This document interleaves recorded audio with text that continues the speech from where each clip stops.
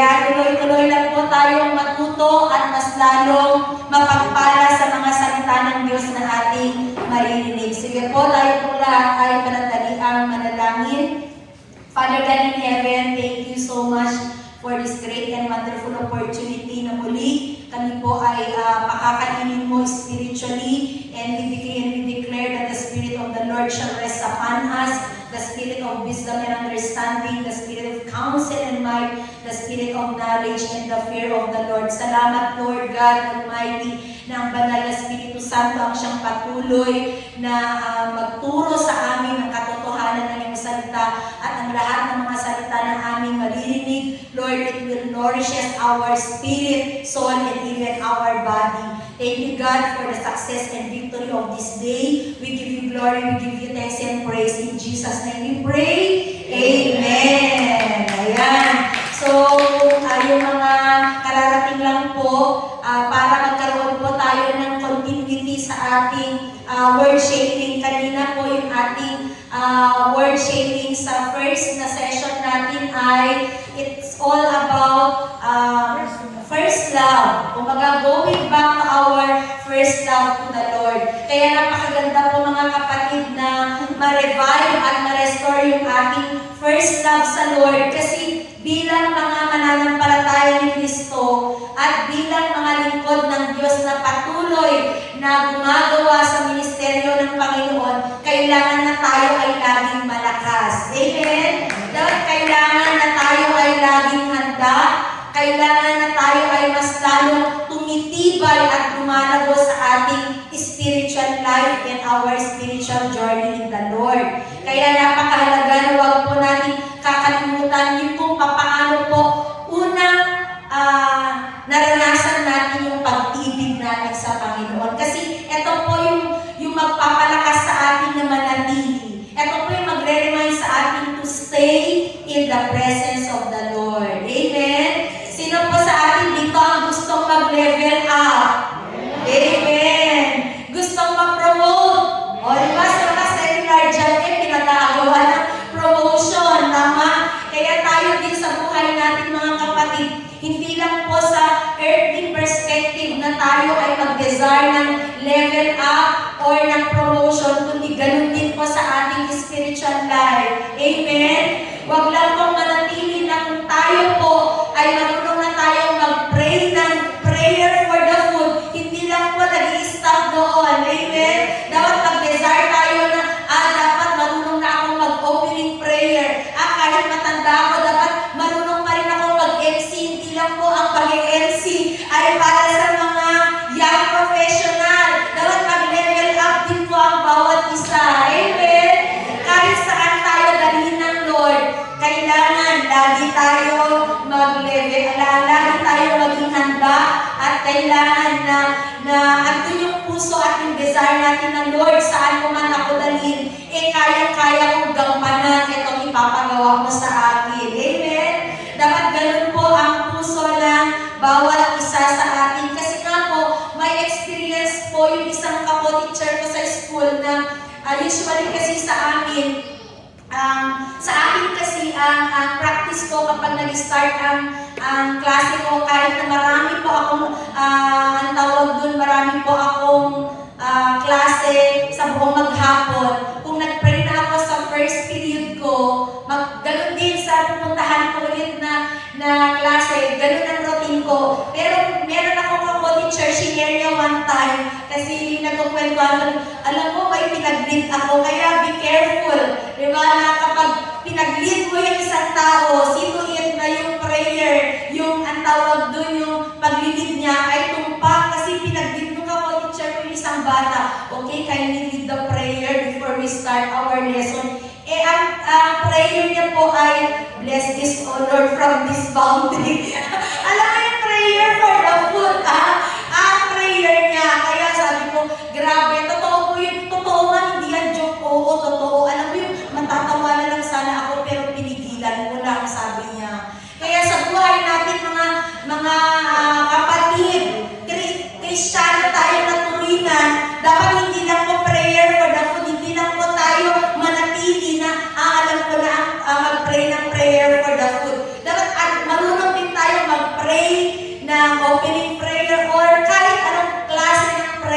naman yan. Amen?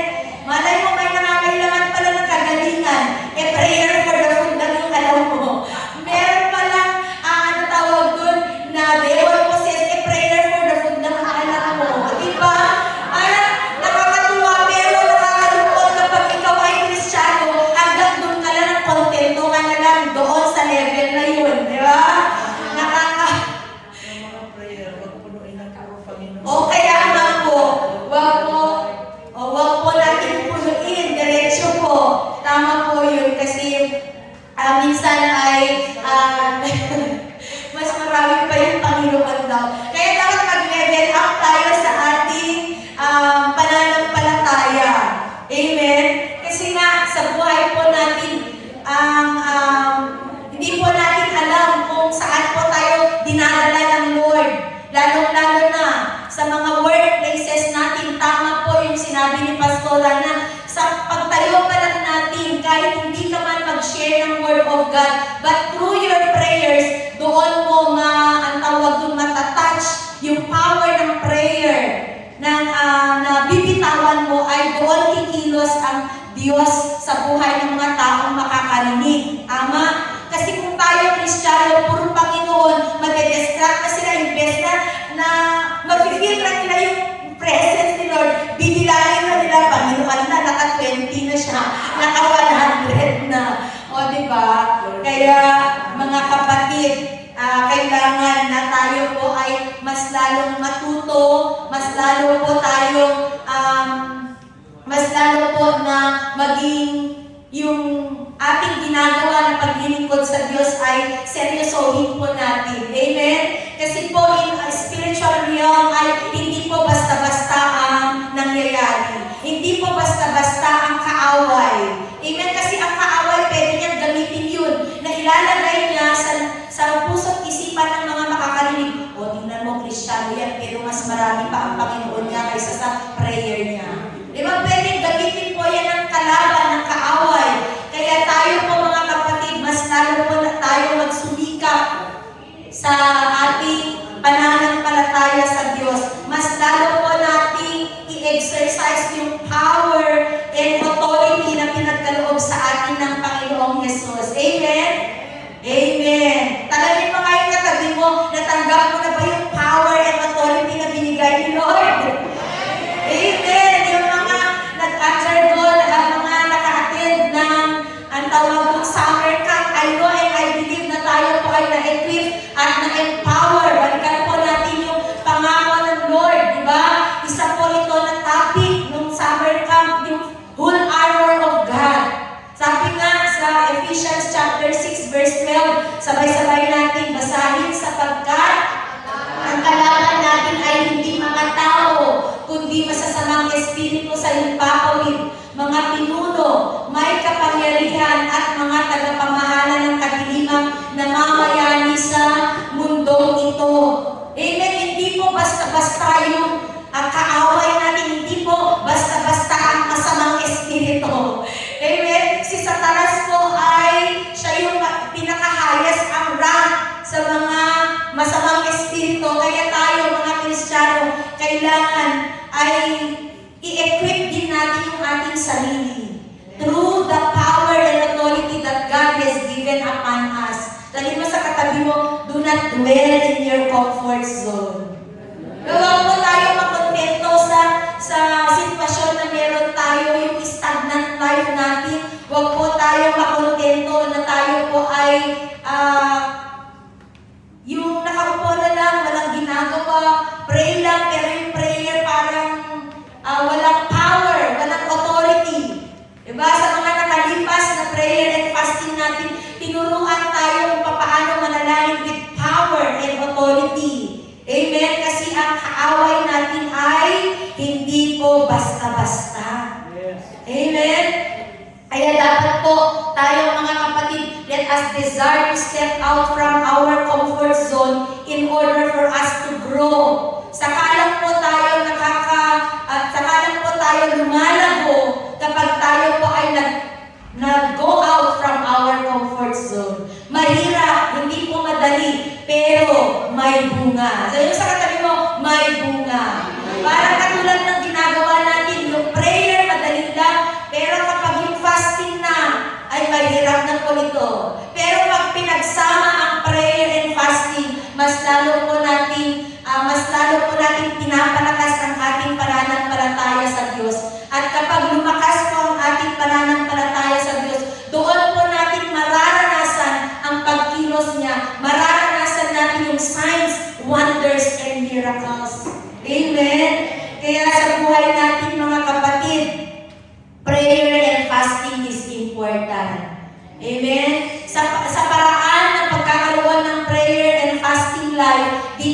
tayo mas lalong nag-grow. Dito po tayo mas lalong nagle-level up. Dito po mas lalong tayo ay na-empower at na-equip. Sabi mo, through prayer and fasting.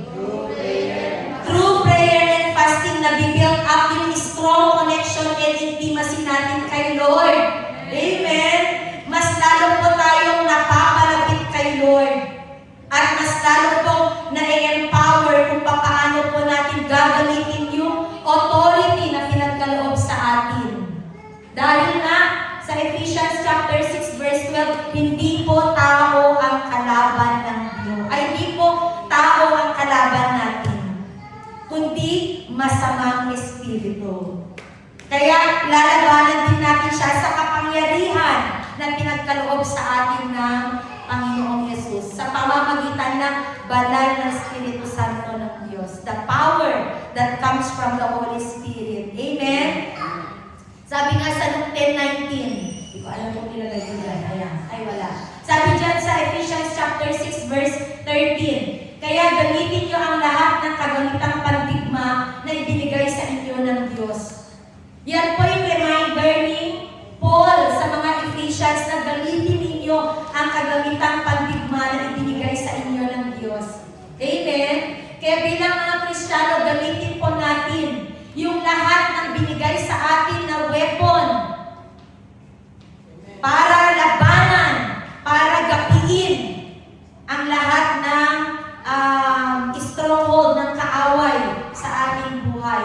Para sa oras na dumating ang kasamaan ay magawa ninyong makipaglaban at pagkatapos ng pakikipaglaban ay manatili pa rin kayong matatag. Amen? Ang mga sundalo, kahit na meron silang tapak ng loob, kung wala po silang whole armor sa battlefield, sila po ay matatalo. Tama?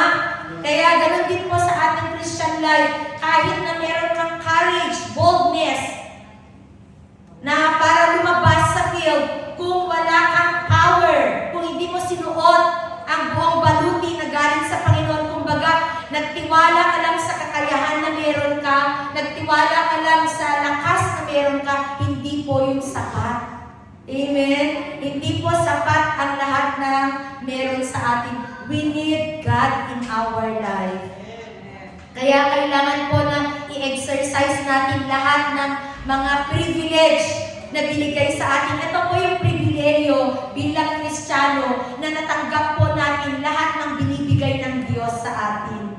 Amen? Yung privilege na sasabihin sa gamitin mo yung mga kagamitang pandigma, free, at kumbaga free of charge. Walang bayad. Ito paggamit ng authority na binigay sa atin ng Lord. Pinapaubaya niya sa atin. Sabi niya, gamitin ang lahat ng kagamitang pandigma. Amen? Para po magapi natin ang gawa ng kaaway. The Lord has given us the power to tread on serpents and scorpions in Luke 10:19. And all the power of the enemy, and nothing shall by any means hurt you.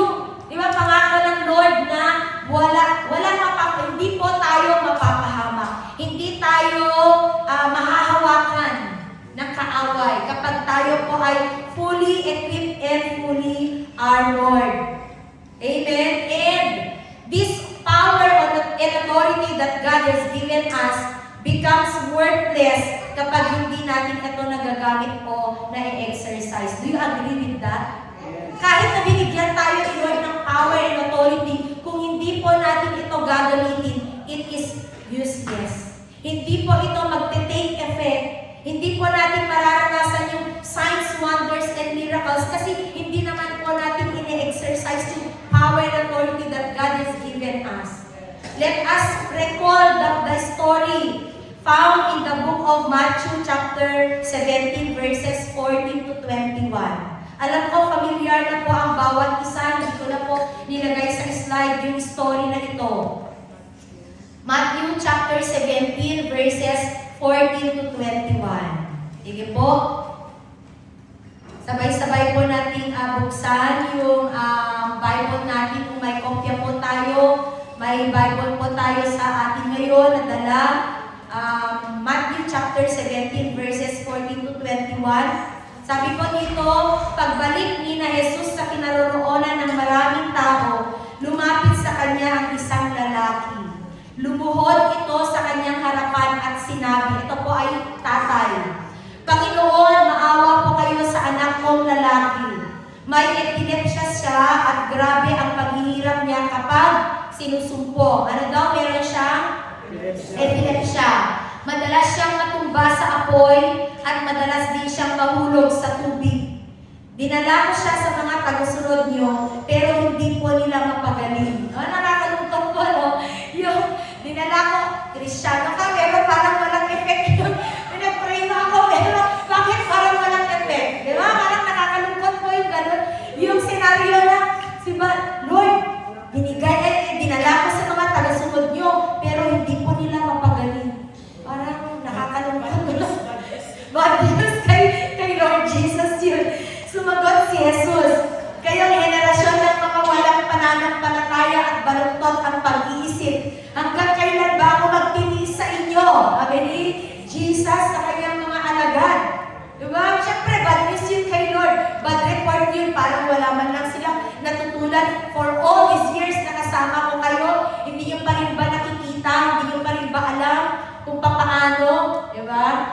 Dalhin nyo rito ang bata.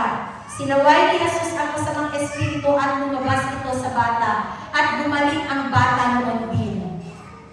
Nang sila-sila na lang, lumapit kay Jesus ang mga tagasunod niya at nagtanong, bakit hindi po namin mapalayas ang masamang espiritu? Sumagot si Jesus, dahil mahina ang pananampalataya ninyo. Sinasabi ko sa inyo ang totoo, kung may pananampalataya kayo na kasing laki lang ng buto ng mustasa, masasabi ninyo sa bundok na ito, lumapit ka roon at lilipat na ito. Walang bagay na hindi ninyo magagawa. Ngunit ang ganoong uri ng masamang espiritu ay mapapalayas lang sa pamamagitan ng panalangin at pag-aayuno. So dito po sa kwento mga kapatid, hindi po kaya mapalayas ng mga disciples ni Jesus ang masamang demonyo. Hindi po dahil kulang sila sa kakayahan, kundi ano po yung binigyan ng pansin ni Lord Jesus?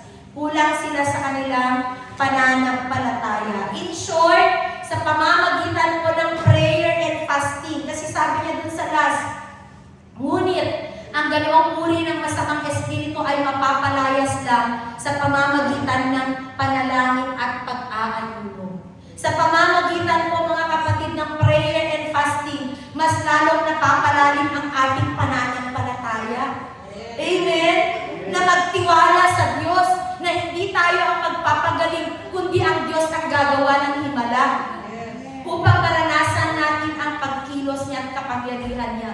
Minsan sa buhay natin, pray tayo ng pray kay Lord, pero minsan with our own strength. Ama, na akala natin tayo ang magpapabago sa tao, pero si Lord ang gagawa ng paraan para gumawa ng himala sa mga nililift up natin na prayer. Amen? Ang gagawin lang po natin is to build up our faith in the Lord. And this can only be done through prayer and fasting. Mas lalong nabibuild up, mas lalong na-strengthen ang ating pananampalataya sa Diyos, na mas lalong magtiwala sa Kanya ng buong buo through our prayer and fasting. Prayer and fasting build and strengthens our authority in the spiritual realm. Because it is only through our prayer and fasting na nire-remind tayo ng Lord, anak, ito yung mga pangako ko. Diba, it is only through prayer and fasting na mas lalong iba ang pakiramdam natin kaysa sa mga normal prayer life natin. Tama? Kaninang umaga grabe kung pwede lang na hindi natapusin yung praise and worship, na mag-stay ka na lang sa presence ni Lord para, Lord, equip me more, empower me more. Alam mo, yun yung napalakas ka. Totoo po yun. Na for these past few days, hinang-hina po ako physically. Pero sabi ko, Lord, hindi po ako papayag. Hindi ako papayag na tuluyang manghina physically. Kasi grabe po yung nararanasan ko in my physical health. Pero sabi ko, Lord, you are in my weakness, you are my strength. In my sickness, you are my healing. Amen? Si Lord ang kagalingan natin. Si Lord ang kalakasan natin. At nire-remind tayo ng Lord na, anak, malakas ka because you have me. Amen? Malakas tayo hindi dahil tayo ay physically fit. Malakas tayo dahil kasama natin ang Diyos. Amen? Huwag po natin hintayin na ipamukha sa atin ng kaaway na mahina ka nga hindi mo nga kaya ipag-pray yung katabi mo. Di ba? Huwag po natin hayaan na tayo po ay gamitan ng kaaway ng mga doubts and unbelief na i-question yung standing natin before the Lord. Amen? At huwag din po natin hintayin na kapag dumating yung point na sasabihin sa atin ng Diablo na pag tayo nagpe-pray, sino ka ba? Diba? Kasi hindi mo alam yung standing mo in front of the Lord. Parang katulad po yung story in the book of Acts chapter 19 verses 11 to 16. Na marami pong pagbihirang himala ang ginawa ng Diyos sa pamamagitan ni Pablo. Kahit mga panyo at mga apron na ginagamit niya ay dinadala sa mga may sakit at gumagaling sila. Di ba nakaka-amaze pag may mga ganong senaryo? At sa buhay natin, sinasabi natin, Lord, gusto ko rin na gamitin mo rin ako as a channel of blessing para ma-reach out. Para sa pamamagitan ko, Lord, ay makita ang kadakilaan at kapangyarihan mo. Kaya dito po sa senaryo na ito, meron pong tao na naghangad din po ng ganun doon sa mga ginagawa ni na Pablo. May mga ilang Hudyo roon na gumagala at nagpapalayas ng masasamang espiritu sa mga taong sinasaniban nito. Sinubukan nilang gamitin ang espiritu sa pangalan ni Jesus na ipinapangalan ni Pablo. Ito po ay yung mga anak ni Sheva. Alala niyo yun? Na ginamit din po nila kasi nakikita nila yung ginagawa nila Pablo. Ginamit din nila. Gamitin ko nga din. May kapangyarihan sila, di ba? Gamitin ko nga din yung kapang-amazing yun na. Di ba? Kaya ganito rin po ang ginawa ng mga 7 anak na lalaki ni Sheva. Kasi yun po yung ginagawa nila Pablo. Sinasabi lang nila, sa pangalan ni Jesus. Diba? Inuutusan ko na lumayas ka, masamang espiritu. Diba? Nakaka-amaze po kapag alam natin yung authority na pinagkaloob sa atin ng Lord na sa buhay natin ay mararanasan din ng mga tao sa paligid natin yung himala, ma-encounter nila yung signs, wonders, and miracles na sa buhay mo, ginamit ka ng Lord. Amen. Di ba tayo na-excite at hindi po ba tayo na-amaze? Or gusto lang po natin na Lord, taga-upo na lang po ako. Di ba? Nakakalungkot po pag gano'n na hindi po natin pinapagamit yung buhay natin. Alam niyo po, nung panahon na nawawala po yung boses ko, umiiyak ako kay Lord. Kasi dumating yung point na nag-seminar ako. Ang seminar na inattendan ko seminar ng ang tawag yung sign language para sa deaf and blind. Sabi ko, Lord, ayoko gamitin yung sign language kapag nawala na yung boses ko. Iba pa rin ang power kapag meron kang boses. Iba pa rin yung connection. Diba? Kaya sabi ko, umiiyak ako kay Lord. Lord, ayoko magpuri na magsa-sign language na. Magpuri kay Lord. Diba? Mas maganda pa rin na may boses ka na umaawit. Kaya wag natin antayin na mawalan tayo ng boses. Nasakalan natin sabihin, Lord, gusto ko lang magpuri sa'yo. Diba? Wag natin antayin na mawalan pa tayo ng boses para sabihin natin na, Lord, gamitin mo ako to share thy word. Kasi wala nang say-say yun. Tama? Huwag natin antayin. Kaya ano po yung nangyari nung ginawa po ito ng mga anak ni Sheva? Nilundag sila ng taong sinasaniban ng masamang espiritu at sinaktan. Wala silang magawa kaya tumakbo sila palabas ng bahay na hubad at sugatan. Kaya huwag po natin antayin, mga kapatid, na dumating yung point na nasa tabi na natin mismo, wala man lang tayong magawa para ma-reach out or para makapag-pray yung mga tao na dinala ng Lord sa atin. Because I know and I believe na saan man tayo dalhin ng Lord, meron tayong mga tao na nakakasalamuha. At itong mga tao na nakakasalamuha natin, hindi po aksidente na sila po ay nakakasalamuha natin. May purpose po kung bakit nakakasalamuhan natin sila. At hindi po natin alam kung forever po natin silang makakasama. Kaya grab every opportunity. Tama, to reach them. And akayin sila papalapit kay Jesus. At nagagawa lang po natin yan kapag alam po natin ang standing natin kay Lord. Amen? Kaya sabihin mo po sa katabi mo, seryosohin natin ang ating prayer and fasting. Seryosohin po natin ito. Kasi may ginagawa ang Diyos behind this prayer and fasting. Kung dati, sabi ko nga, grabe Lord ang ginagawa mo sa church na ito. Kasi kung dati ay ang prayer and fasting lang natin ay ang tawag dun, assign. Ina-assign yung kumbaga kapag may holiday ay scheduled, I should say, scheduled lang ang prayer and fasting natin noon na kapag may holiday. Pagkatapos dumating yung point na nag-level up. Nakita niyo po ba yung transition mga kapatid? Nag-level up yung prayer and fasting natin, to God be all the glory. Kasi naging quarterly. At yung quarterly na yun, ginawang monthly. Di ba tayo maalis?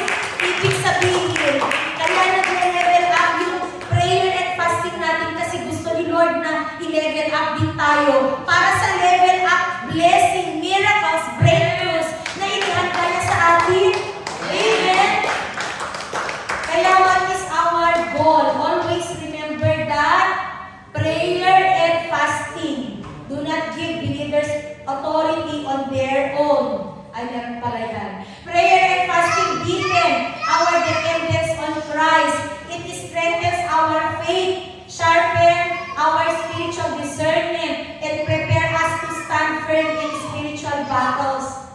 Our authority always comes from Jesus, who has already won the victory over sin and evil through His death and resurrection. Amen? Sabi dyan, our authority always comes from Jesus. At kailangan na manatili, stay connected to the source. At ma-maintain po natin yung connection natin sa source through our prayer and fasting lifestyle. Amen? Ayan. Our goal must be desire to build a lifestyle of prayer and fasting. Amen? Bakit we desire to build a lifestyle of prayer and fasting? Bakit kailangan i-desire natin na mag-level up ang ating prayer and fasting life?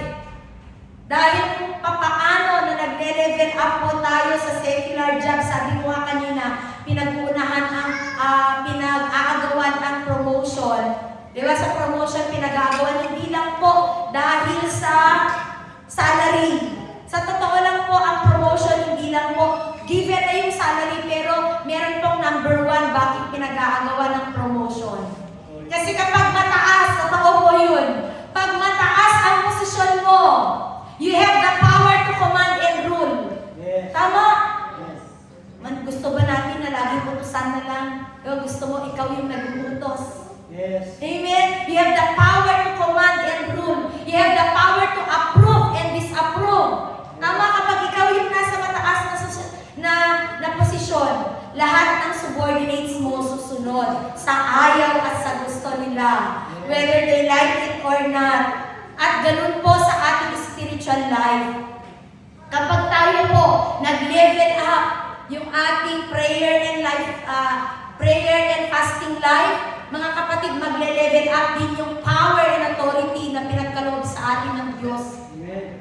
Mas lalo po natin itong magagamit, ma-equip, and we have the power to command and to rule and to cast out lahat ng stronghold na kaaway sa ating buhay. Amen? We have the power to cast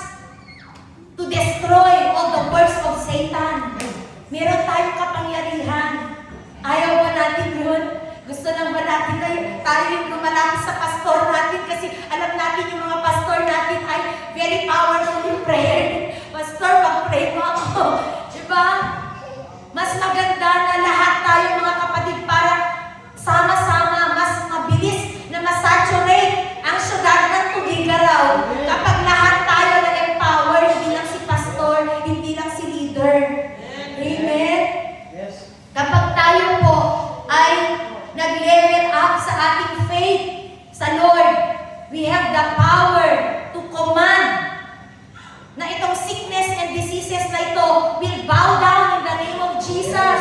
Amen? Na itong kaaway na ito na umahadlan sa gawain ng Diyos ay babaguhin ng Lord para siya ay makakilala. Amen? Meron tayong kakayahan, mga kapatid. Meron tayong authority. Kaya, let us desire to strengthen our spiritual authority by having this prayer and fasting lifestyle. Kaya, sa umagang ito, let us all together explore how God's miraculous power and authority be experienced through prayer and fasting. Paano ba natin mararanasan yung miraculous power and authority ng Diyos sa pamamagitan ng prayer and fasting? Mga kapatid, ito po yung pinakaunang senaryo sa buhay ko na I have tried the power of prayer and fasting. At ito po yung naging daan para makita ng pamilya ko na ang Diyos na sinasamba ko ay buhay at makapangyarihan. Nung ako po ay baby Christian sa aking pananampalataya, kasi nga po, ako po ay na-assign sa Laguna noon. And every time na ako po ay umuwi dito is holiday lang po, December, and then summer pala hindi ako umuwi. Every December lang po ako nagbabakasyon. And during that time, maalala ko po na nagbakasyon ako. And pagkababa ko po sa terminal dyan ng Victory sa Tugigaraw, yung lahat ng bagahe ko, yung hand carry ko lang po ang meron, pero yung bagahe ko po na sako bag, na andun po lahat ng credentials ng mga bata kasi pagka bakasyon ko po ay gagawin ko po yung kanilang card na wala po yun. Wala doon sa ang tawag doon, baggage area, yung compartment ng bus. Umiiyak po ako kasi hindi masagot ng konduktor. Kaya ang ginawa ko po, uuwi ako.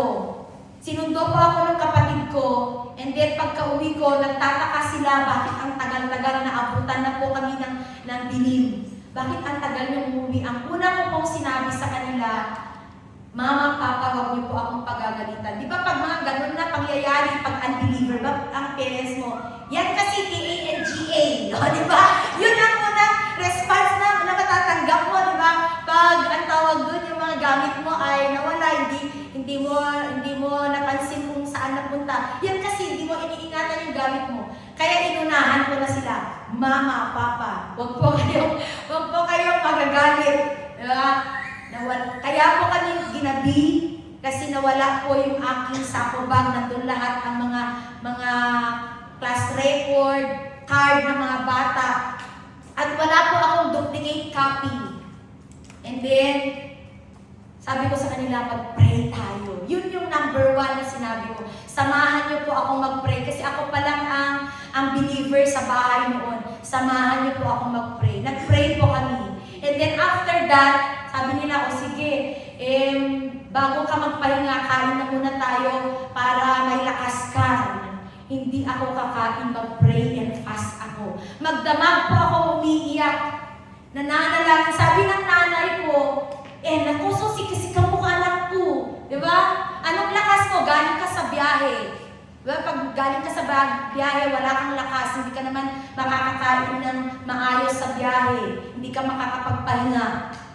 Wala kang lakas, manghihina ka. Pero doon ko napatunayan na kapag tayo pala nagpe-pray and fast, hindi ka manghihina. Amen? Kasi you are feasting in your spirit. Kaya sabihin mo sa katabi mo, hindi ka kawawa pag nagpa-fasting ka.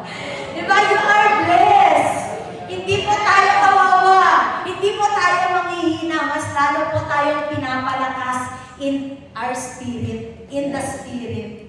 Kaya, mga kapatid, magdamag po akong umiiyak, nananalangin, Lord, I know and I believe na you can do miracles. Patunayan mo, Diyos, na buhay at makapangyarihan ka. Imposible man na maibalik na sa akin yung bagahe ko, but to you, nothing is impossible. At mga kapatid, may himala. May himala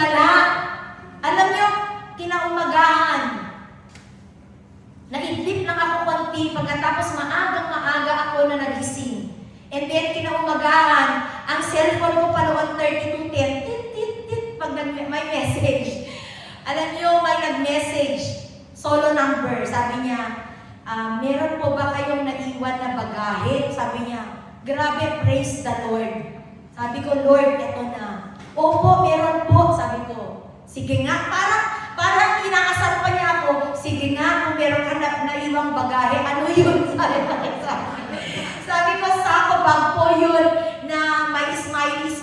Sabi ko, may drawing ng mga smiley face. At ang mga laman po niya ay mga gamit ko, may mga credentials po doon. Meron po doon yung mga regalo ng mga bata. Siyempre, pag private school, mapupuno yung sako bag na iuwi mo. Wala sa akin yung mga material thing. Ang importante lang, Lord, maibalik lang yung mga credentials ng bata kasi wala akong kopya nun.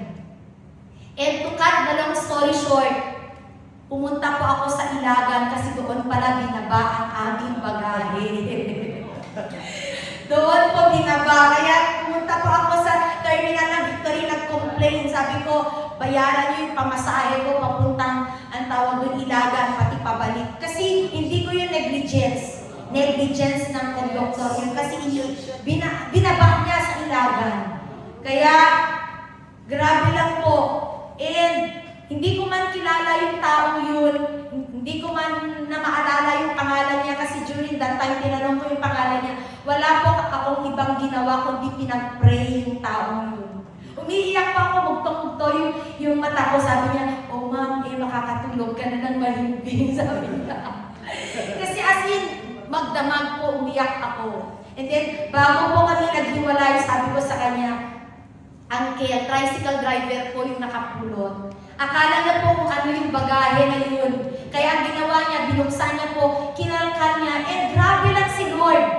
Wala po akong maalala na paraan para po ako ay ma-reach out niya. Pero siya po ay nagkalkal at dun sa record ng mga bata, dun sa card, meron po kasing contact number ng school doon. Yun ang una daw niyang tinawagan, pero sa Laguna yun. Sabi nung administrator, nagkuhan po siya, nagbakasyon. Hindi naman nila ako ma-reach out.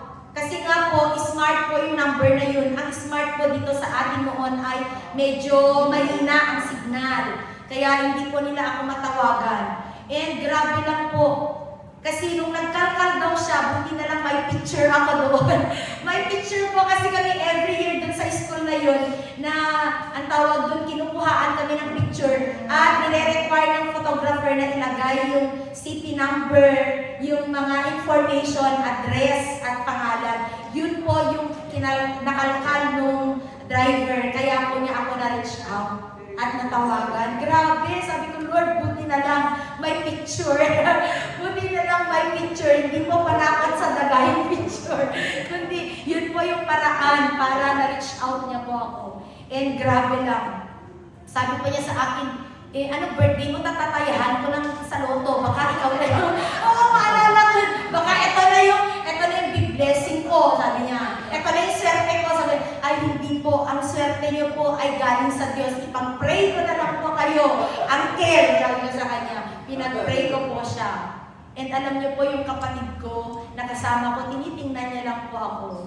Pag uwi ko po sa bahay, sabi ko, grabe ang Diyos, sabi ko sa family ko. Makapangyarihan siya. May himala, sabi ko, totoo at buhay ang Diyos. Doon po unti-unting nakita nila na tunay ang Diyos na sinasamba ko. Kaya every time na nagpe-pray ko, encourage ko sila mag-pray, walang pag-aalinlangan, sige. Sila pa minsan na nagsasabing mag-pray. Kaya yung kapatid ko na po ngayon na yung kasama ko noon, na pumunta, I know and I believe na nakikita niya sa buhay ko na buhay ang Diyos na pinaglilingkuran natin. And in due time and in due season, sabi ko nga, Lord, ang prayer ko ay iba ang pakiramdam kapag sama-sama ang buong pamilya na naglilingkod. May iisang pananampalataya. Amen? Kaya in our prayer and fasting, huwag nating sukuan ang ating pamilya. Mas lalo nating ilapit at idulog ito sa Diyos. Amen? Kaya sabi ko nga alam ko na may nakikita ang kapatid kong ito, yung nasa Isabela po. Kasi during that time po na yung anak niya, na yung panganay, ay dumating yung point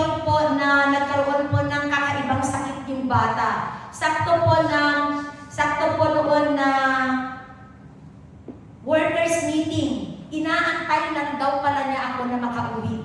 Yun yung time na ginabi po tayo ng workers meeting. Pagka-uwi po namin ay, yun na yung ang lakas-lakas ng ulan. Kung malala po natin noon sa Madrid pa tayo. Pagkatapos pagka-uwi ko, sabi ni Aling Afe, ate, tawagan mo si Kuya. Bakit? Nasa ospital sila. Hindi man niya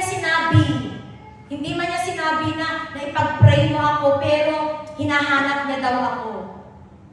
And alam ko na yun ang hinahanap niya, yung prayer. And then, pinag-pray po namin yung anak niya kasi may sakit yung anak niya noon na Kawasaki, parang kakaibang sakit. Oo, na Kawasaki. And then, alam niyo po mga kapatid, during that time, lumuhod kami sa panalangin. And grabe po kasi, sabi ng kapatid ko, kailangan niya ng vial. At hindi pa available yung vial na ibibigay sa kanya dun sa hospital na kung saan siya na-confine. Kaya nagpapatanong dito sa atin kung meron ba daw sa St. Paul, meron ba daw sa CBMC. Kaya tinawagan ko si Ate Jen noon. Ate Jen, meron ba kayong vial na ganito? Wala kaming ganyan na-stock, sabi niya. Sa CBMC, meron ding available, pero for inpatient lang, hindi pwedeng ilabas yung gamot na yun. Meron din po sa St. Paul, pero ang isang vial po ay 60,000 ang halaga. 3 vial ang kailangan niya. Sabi pa ng kapatid ko, kung meron dyan, mumotorin ko hanggang dito, hanggang dyan, sabi niya. Grabe pong lakas ng ulan noon. Sabi ko, Lord, hindi kami papayag, make a way where there seems to be no way. And indeed, God made a miracle. Nakabili po sila, nakakuha po sila ng vial sa St. Luke sa Manila. At pinadala na po yung vial na yun sa ang tawag dun. Parang may inutusan lang sila na tao para lang maibiyahe yung vial na yun. Grabe. Kaya, alam ko na through the power of the Lord in our life, through the miracles, signs and wonders na nararanasan natin, yung mga tao na hindi naniniwala, maniniwala yan sa Diyos. Amen. Gagawa ang Diyos ng paraan para lahat ng mga mahal natin sa buhay, lahat ng mga tao na pagsisharean natin ng salita ng Diyos ay maniwala na buhay ang Diyos na ating ipinapangaral. Buhay ang salita ng Diyos. Amen. Kaya mga kapatid, itong prayer and fasting natin ay grabe po na nile-level up ni Lord kasi may gagawin ang Diyos sa church na ito. Amen. May gagawin ang Diyos sa church na ito. And we must be excited and be prepared.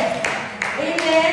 Be prepared. Sabi nga, prayer and fasting deepen your intimacy with God. Authority in the Spirit comes from a close relationship with God. We have the authority. Ama, and our authority in the Spirit comes from a close relationship with God. Wala po tayong authority pag tayo po ay malayo sa Diyos.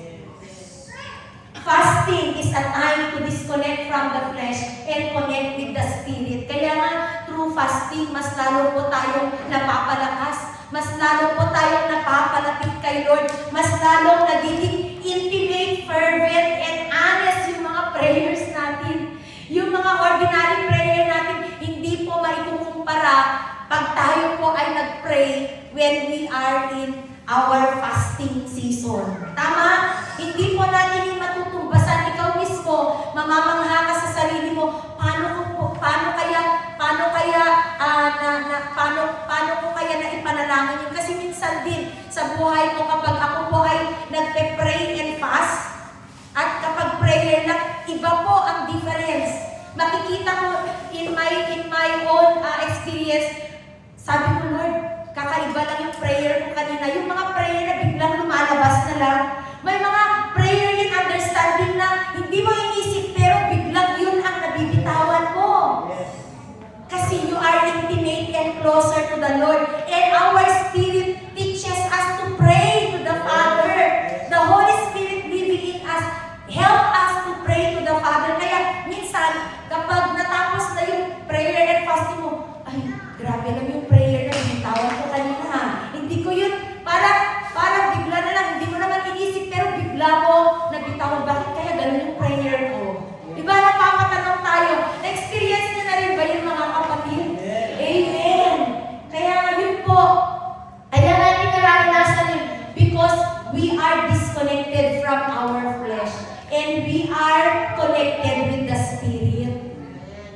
The more we draw close to God, all the more that we are empowered. Amen? Kaya yun po mga kapatid, yung number one on how to experience God's miraculous power and authority is, number one po na nagagawa niya is, it deepens our intimacy with God. May bunga po ba itong ginagawa natin? Yes! May resulta? Yes! Hindi po sayang ang ating prayer and fasting na ginagawa. Kasi number one, it deepens our intimacy with the Lord. Diba? Kaya nga, sabi ni attorney kanina, kakaiba yung feeling ko. Parang na-renew ako, parang na-restore yung first love ko because of this, mga kapatid.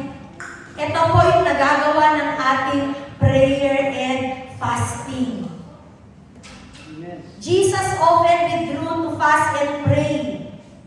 In Luke chapter 5 verse 15, demonstrating that power flows from deep communion with the Father.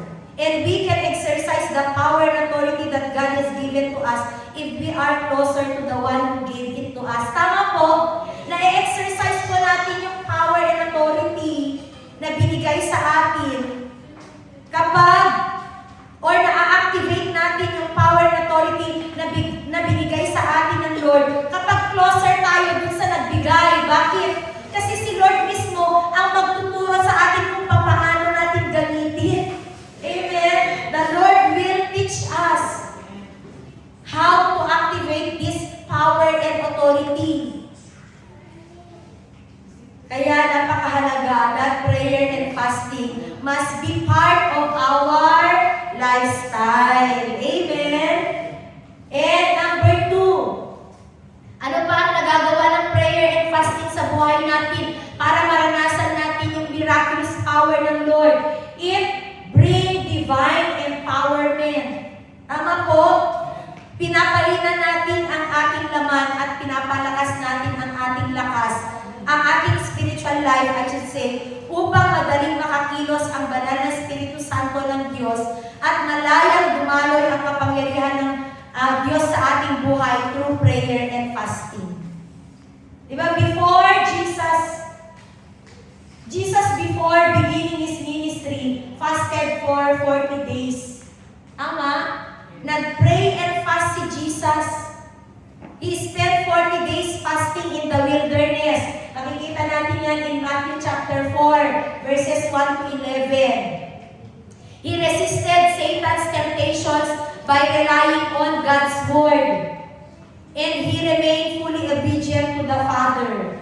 He returned from the wilderness in the power of the Spirit in Luke chapter 4, verse 14. This does not mean that fasting gave Jesus divine power because Jesus already is the Son of God. He is already a powerful God. Pero yung prayer and fasting, ginawa po ito ni Jesus to demonstrate the complete dependence on the Father and the Spirit as He carried out His earthly ministry. Amen? Kumbaga, pinakita ito ni Jesus na bilang mga mananampalataya din ni Kristo, tularan natin siya. Na kung papaano nag-depend si Jesus Christ sa kapangyarihan ng Diyos Ama at ng banal na Espiritu Santo ng Diyos, ganun din po sa buhay natin. Amen? We must also depend to the power of the Holy Spirit, our best friend, our helper. Kaya may nangyayari po every time we pray and fast. Akala lang natin in our naked eye, parang frustrating kasi lagi-lagi na lang tinataas sa prayer pero bakit walang nangyayari, kapatid? Nagkakamali po tayo. May nangyayari in the spiritual realm. Amen? Alam niyo yung kahit na dumating yung point sa buhay namin, sa pioneering linaw na pag-give up na kami, kasi kahit na bumabagyo, umuulan, wala po kaming palya na pumupunta sa pioneering. Minsan, natatanong na din namin sa Lord, Lord, worth it pa ba yung effort namin, yung sacrifices namin? Kasi makikita mo na parang walang nangyayari.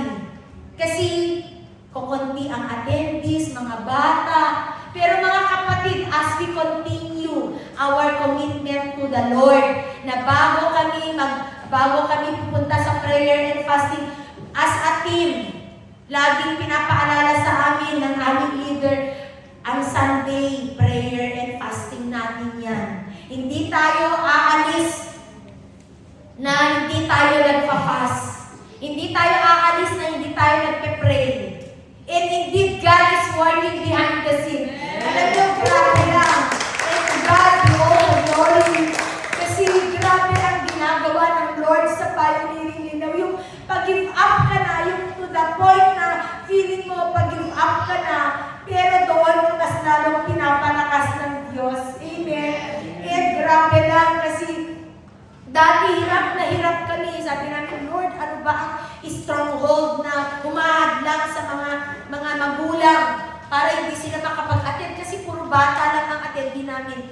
And every time we pray, ito ang binabattle namin na we bind and we rebuke and destroy lahat ng mga hindrances na yan. And grabe lang kumikilos si Lord behind the scene. Mga nanay, talagang nag-a-attend na sila. Mga tatay na rin for the first time. Sa ilang years na po na napasama ako sa Team Linaw, mas grabe pa sila, Sister Minda, na sila na talaga ang pioneer doon. For how many years na wala pang nagaganap na Father's Day celebration kasi paano namin isa-celebrate ang fathers kung walang fathers na nag-a-attend. Di ba? And grabe lang kasi netong nakaraang Father's Day celebration, grabe lang kumilos si Lord. Hindi po namin akalain na may mga tatay. Talagang hindi na namin yun in-expect. Pero in the moment you least expect it, the Lord will do miracles. Alam mo pa na, Lord, hindi na namin in-expect. Kasi baka mamaya masaktan ka na naman. Kaya magpapasalamat kami kapag meron, Lord. Magpapasalamat pa rin kami kahit wala, Lord. Ganun na yung puso namin. Kumbaga, tinuruan kami ng Lord na magpasalamat kahit na isa, dalawa, bata man, sino man ang mag-attend, magpasalamat. Yun yung tinuturo ng Lord sa buhay namin, sa puso namin na kung sino man yung mag-attend, konti man yan, marami man yan, magpasalamat. And grabe lang po, nung nakaraan, sabi ko kay Mama Nes, habang pine-prepare yung inihanda po niya na pagkain, nililay-hands po namin, Tita Ines, kasya ba ito? Kasi hindi po namin in-expect na ang daming mga tatay na nag-attend. Hindi po namin in-expect yung mga kapatid. And grabe po, kasi after po ng ang tawag doon ng Father's Day celebration, isa mismo, sinabi feedback ko ng father, masaya pala dito. Kahit nakapitbahay lang namin, sabi niya, masaya pala dito. Iba pa rin yung pakiramdam na nandoon sila na nag-a-attend, kaysa sa nandoon lang sila sa loob ng bahay nila na nakikinig. Pero we believe na the Lord is working every time na may pioneering doon, yung lahat ng mga kapitbahay doon. You know, and we believe by ginagawa si Lord sa buhay nila. Kaya kanina nga, after pagkadating nila, Sister Minda, tinanong ko, may nag-attend po? Oo, nag-attend yung mga nanay pa rin. Yung mga nanay po, hindi lang po nung Mother's Day na nag-attend kasi akala namin every Mother's Day lang. Every may occasion lang. Pero ang prayer namin, Lord, hindi lang every may occasion. Ang prayer namin, Lord, hindi yung material thing na magiging hunger and thirsty sila, kundi doon sa spiritual thing na sila ay maging hungry and thirsty. And sila mismo, sabi nga, yung feedback na kanina ng mga magulang, yung mga nanay, grabe. Hinahanap daw nila yung salita ng Diyos. Thank you, God, for the glory. Kaya mga kapatid, wag po tayo tumigil sa ating pananalangin. Harvest time is on its way. Harvest time is on its way. Kaya hindi po sayang yung luha natin na kapag-pray. Hindi po sayang yung effort natin na we skip meal. We sacrifice. Kahit na may ginagawa tayo, hindi po sayang because may bunga ang lahat. Amen? May bunga at may resulta. At grabe po, to God be all the glory. Kasi we know and we believe na lahat ng mga pioneering places na itinalaga ng Lord, gagawin niya itong mga stations of Jesus.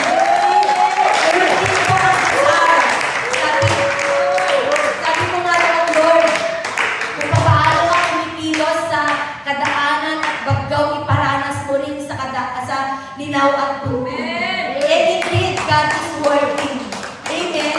May ginagawa ang Diyos ng himala. And as we remain to the source, we know and we believe na patuloy po natin mararanasan itong himala na ito. Not on our own strength, not on our own power, but as we continually depend on the power of the Lord. Amen? Yun lang po ang laging paalala na sa lahat po ng ginagawa natin, huwag po natin itong brasuhin. Yun yung hindi ko makakalimutan sa preaching ni Pastora Jen, na huwag natin brasuhin. Mas lalo po natin itong ilapit sa panalangin. Iluhod natin ito sa ating panalangin. Amen? And Jesus provides an example na sa lahat ng mananampalataya ni Kristo, kung paano nag-depend si Lord Jesus to the Father and to the Holy Spirit, ganun din po ang gagawin natin. We will depend on Him alone. Amen? Fasting is not impressing God. Hindi po natin ginagawa ang fasting para sabihin kay Lord na, Lord, nalulugod ka sa ginagawa ko. Hindi po natin ginagawa ang fasting para ipakita kay Lord na siya po ay nalulugod sa atin. But fasting is about positioning ourselves to receive His strength and anointing for greater works. Amen? Ulitin ko po, fasting is about positioning ourselves. Ito po, ginagawa natin prayer and fasting. Ito po ay isang paraan para ipoposisyon natin yung ating sarili to receive God's strength and anointing for greater works. Amen?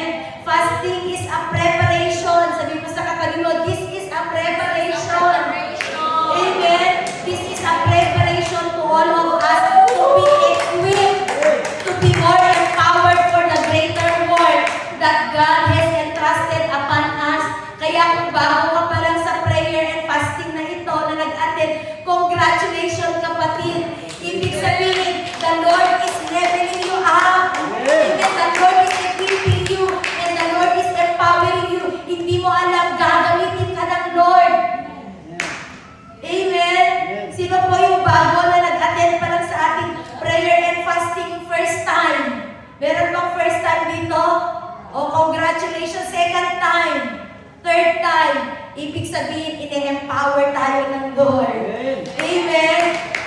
If we want greater works, we must be willing to pay the price through prayer and fasting. Sabi ko nga, hindi po madali, pero ginagawa natin because we are willing to pay the price.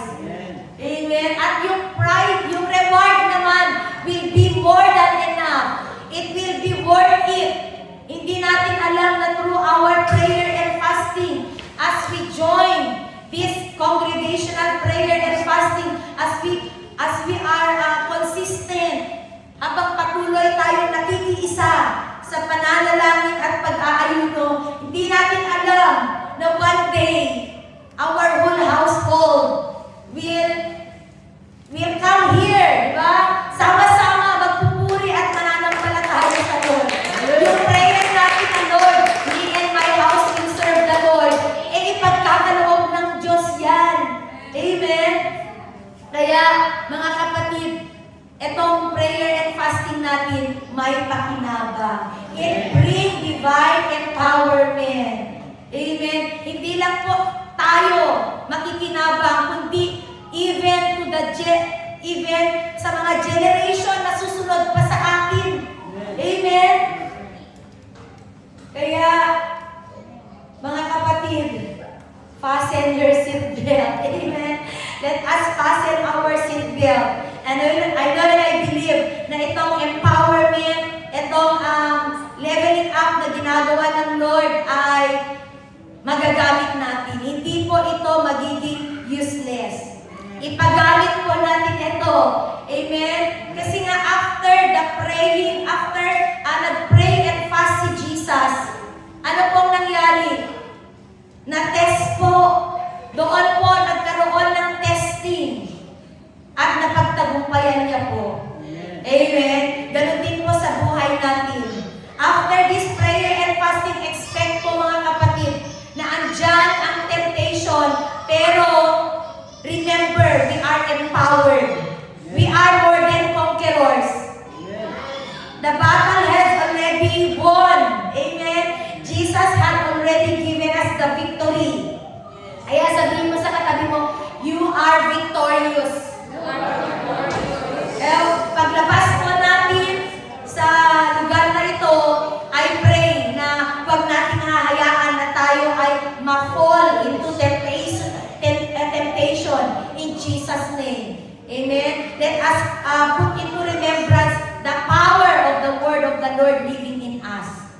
Greater is He who is in me than who is in this world. Kasi after na tayo ay on fire, doon nasusubok talaga. Doon sinusubok.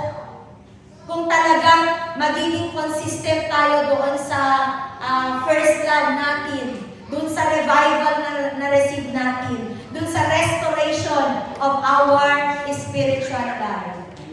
And for number 3, fasting breaks chains and releases anointing. Amen? Fasting breaks chains and releases anointing. In Isaiah 58 verse 6, sabi dyan, is not this the fast that I have chosen, to loose the bands of wickedness, to undo the heavy burdens, to let the oppressed go free, and that we break every yoke?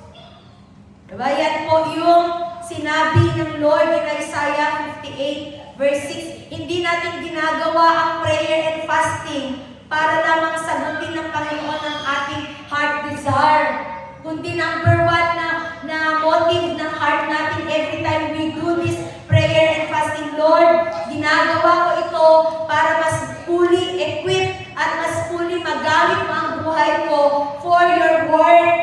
Amen? And secondary na lang yung answered prayer natin. Amen? Number 1, dapat yung magagamit ang buhay natin for the glory of the Lord. Kasi sakalang po nagiging kagamit-gamit ang buhay natin kapag tayo po ay equipped and empowered. Kahit na gusto mong ipagamit ang buhay mo kung ikaw ay under fuel, kumbaga walang fuel. Kahit na paandarin mo ng paandarin ang sasakyan, kung walang gasolina, di ba, hindi yan tatakbo. Ganon din sa buhay natin, kahit na i-push tayo ng mga leaders natin to go, and to go sa, ang tawag dun sa pag-share ng Word of God, kung walang fuel, walang empowerment, walang power that comes from the Holy Spirit, hindi po tayo makakausad. Hindi po natin fully ma-fulfill yung pinapagawa ng Lord.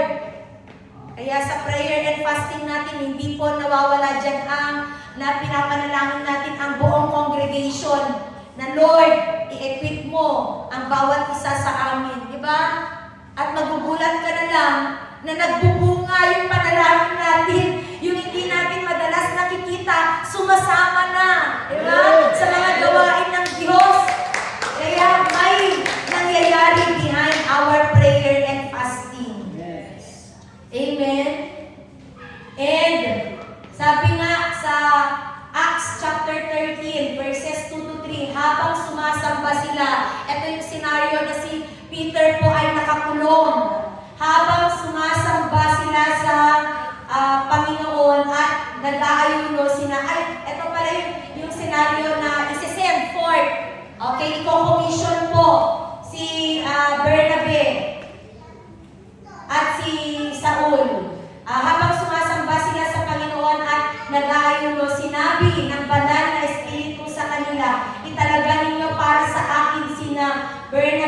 Saulo dahil may ipapagawa ako sa kanila. Amen? Sa prayer and fasting, mas lalo po nagiging clear yung ipapagawa ng Lord sa atin. Yung direction niya mas lalong clearer. Amen? Pagkatapos nilang mag-ayuno at manalangin, pinatungan nila sina Bernabe at Saulo ng kanilang mga kamay at pinaalis na sila. Amen. When we pray, mga kapatid, and fast, our priorities becomes clearer. Our hearts becomes more surrendered. Mas lalong pinapakita ng Diyos na sa buhay natin every time we pray and fast na wala kang magagawa kung wala ka sa akin. Kaya stay connected. Diba nga, in John chapter 15:5, if you remain in me and my words remain in you, ask whatever you want and it shall be given you. Diba? Without me, you can do nothing. Sabi ni Lord Jesus. Kaya, our dependence on the Lord increases when we pray and fast, mga kapatid. Mas lalong nag-increase at mas lalong nire-remind tayo ng Lord na all we need is you, Lord. Nire-remind tayo ng Lord every time we pray and fast na ikaw lang, Panginoon, ang kailangan ko. Hindi ko ito magagawa in my own strength. Our willingness to obey grows. Tama? Kahit na ayaw mo, napapa-oo ka. Kahit na ayaw mo, kahit ang dami mong excuses, nabubuwas yung excuses mo kasi chine-checkpoint ka na ni Lord. Wala ka ng rason.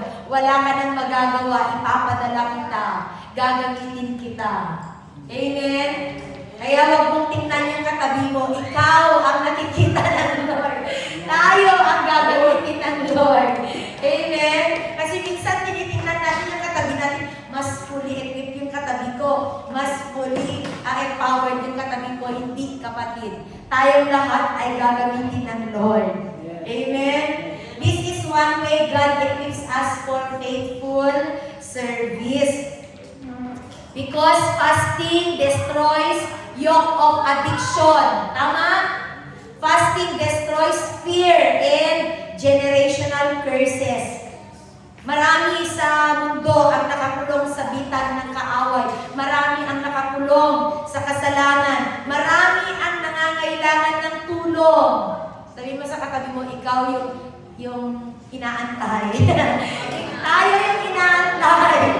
Walang ibang gagamitin ng Diyos, kundi tayo. Amen? Walang ibang gagamitin ng Diyos, kundi tayo. Kaya nga, isang reminder na sa atin, saan man tayo nilagay ng Lord, kahit walang nakakakita, gagawin at gagawin pa rin natin by all means at all costs to share God's love sa lahat ng mga taong nakakasalamuhan natin. Amen? Kaya sa mga kabataan, all the more na dapat mas lalong ma-equip at na-empower ang bawat isa. Kasi the world needs us. Amen? Maraming na ngayon, ano na yung nangyayari sa panahon natin? Grabe na. Pasukan. Unang ang tawag dun linggo, pangalawang linggo pa lang ng pasukan. Hindi pa nangangalahati ang taon. Hindi pa natatapos ang first term. Ang dami na pong nangyayari sa mga paaralan. Kaya the world needs us. Amen? And it is only through prayer and fasting kaya tayo nagpe-pray and fast because this is a preparation. This is a preparation kasi may pinapagawa ang Lord sa atin. Amen? Tapikin po natin yung mga estudyante na katabi natin. Kailangan po tayo ng ating mga classmate, kaibigan. Amen? Mga co-workmates. Yung simpleng prayer natin sa kanila, hindi po nila yan makakalimutan. Yung simple pagsabi mo sa kanila ng God loves you, hindi po nila yan makakalimutan. Yung simple pag-extend mo ng help mo sa kanila, makikita nila yung, mararanasan nila yung God's love. Yun yung sinasabi sa Psalms 37:4 ba yun? Yung taste and see. 34:8, balik Psalms 34:8, na you will taste and see that the Lord is good. Yung mararanasan, yung mismong makikita nila with their own naked eye na buhay pala. Nararanasan ko yung pag-ibig ng Diyos dahil sa buhay natin. Amen? Through our life, it's the extension of God's blessing, God's love. And if we want to increase the flow of the Holy Spirit's power in our life, we must be willing to pray and to fast. Amen? Tayo po ba ay natututo? Tayo po ba ay na-encourage na-equip ng Lord? Sige nga. This is now the time. This is now the time na magseryoso na ako. Amen? And in our conclusion, sabi po dyan, let us all together read, if we desire to go higher in our spiritual life, fasting is not an option. Sabi po natin, fasting is not an option. Hindi lang po option ang fasting, it must be a requirement. Amen? It should be a requirement. If we want to hear God more clearly, kung tayo po minsan ay parang hindi na po natin alam kung nasa tamang direction pa tayo, if we want to hear the voice of God, pray and fast. Hindi lang po enough na tayo ay mag-pray because prayer is our connection, yun yung nagpo-connect sa atin kay Lord. And in our fasting, dito naman, mas lalong nangungusap ang Lord sa atin. Kaya nga, kung mapansin nyo kanina, dun sa previous slide natin, habang nananalangin, habang nag-aayuno at nananalangin ang mga disciples ni Lord, ano po ang nangyari? Nangusap sa kanila ang banal na Espiritu Santo. Ganon din po ang mangyayari, mga kapatid, na in our prayer and fasting, dito po mas lalong mangungusap ang Diyos sa atin. Mas lalo nating maririnig yung mga specific instructions and directions niya sa atin. Amen? If we need breakthroughs in your life, we need to pray and fast. Tama? Pag gusto natin, sabi nga ni Jesus dun sa kanyang mga alagad, may mga sitwasyon talaga na hindi lang po sapat. Hindi lang sapat ang panalangin. Kailangan din ang pag-aayuno. Prayer and fasting. Kasi ito yung deeper level. Deeper level ng connection natin kay Lord. Ito yung nagpapakita ng total dependence and surrender natin sa Panginoon. If you want to walk in greater power and anointing, pray and fast. Amen? Pray and fast. Don't see, let us all together read, don't see fasting as an obligation. Ayan na naman. Obligado na naman ako mag-attend. Prayer and fasting na naman. Let us not see fasting, prayer and fasting as an obligation. See it as an opportunity. Amen? See it as an opportunity to seek God with your whole heart.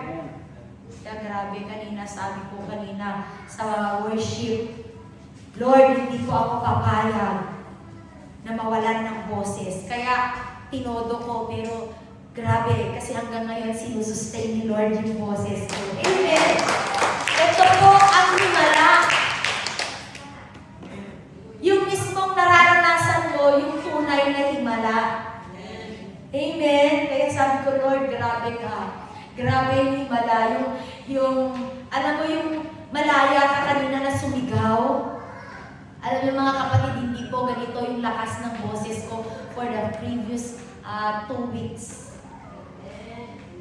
Sobrang hina po kasi feeling ko parang kahit ilakas ko, alam mo yung sobrang nag-e-exert na ako ng effort, parang walang lumalabas na boses.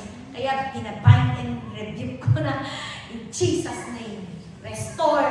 Bago po ako pumunta sa church, sabi ko, Lord, sa prayer and fasting, I am expecting supernatural things to happen in my life.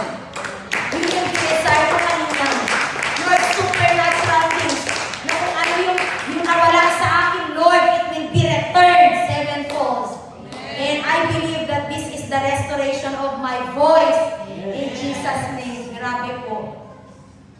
Kasi kapag ganito na matagal po akong nagsasalita at ang tawag doon, naggagaralgal na po at namamaos na. Paos pa rin ba ang boses ko sa end nyo? Loud and clear ba? Hindi ba naiinit pa yung pandinig nyo pag pinapakinggan niyo ako? Diba?